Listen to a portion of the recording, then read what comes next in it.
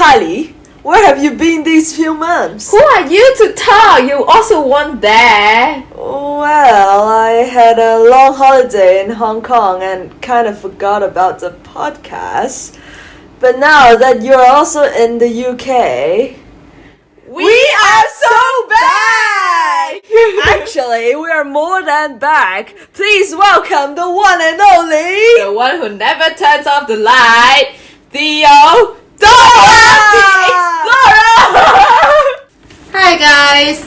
Do you guys know I just walked down the hill? I'm literally sweating so bad. Right. And it was bloody hot this summer. I really can't stand the heat. I'm gonna faint. Why don't we have air cons in the UK?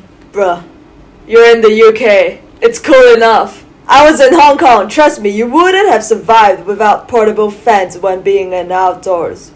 Yeah, but at least there's aircon everywhere.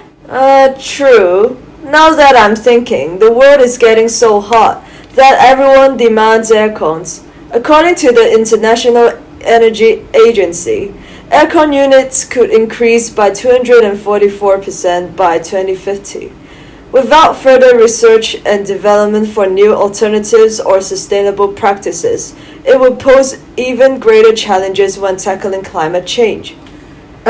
You're so boring. All the academic stuff again. As always. But actually she's right. Aircons have been widely used since the 1920s. The effects it has on the climate have proven that aircons are just going to be an obstacle when dealing with climate change. Definitely. The reason there was a hole on the ozone layer in 1985 was due to the excessive amount of refrigerant chemicals emitted by the aircons. Are there any alternative cooling methods then? Yeah. Recently, I came across something called solar cooling technology. It uses both evaporative and radioactive cooling. From what I've read, it can provide about 9 degrees Celsius of cooling. Oh, I think I've heard about evaporative cooling.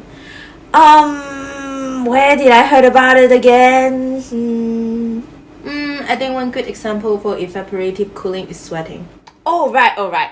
No wonder I find it familiar. When water on our skin evaporates, it changes from a liquid state to a gaseous state. This process takes away the heat energy from our bodies, which will cool you down. But how does radioactive cooling work?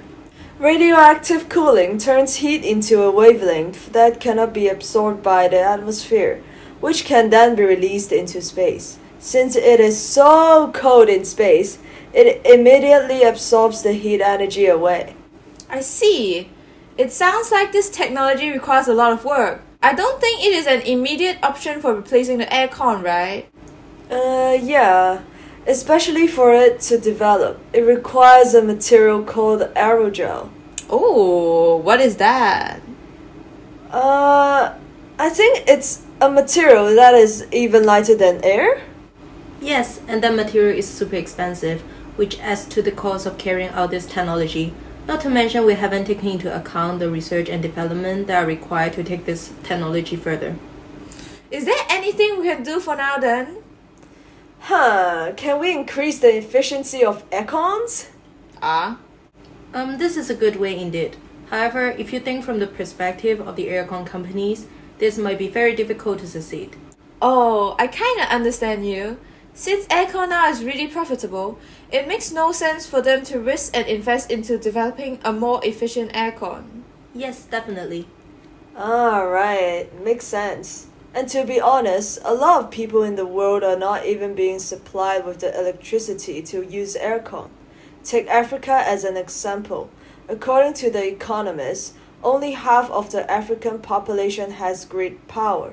This means that global warming is not even at its climax. Yes, and there is even a prediction that the African population will double by 2050. With more and more people in the world, the demand for aircons will only keep increasing.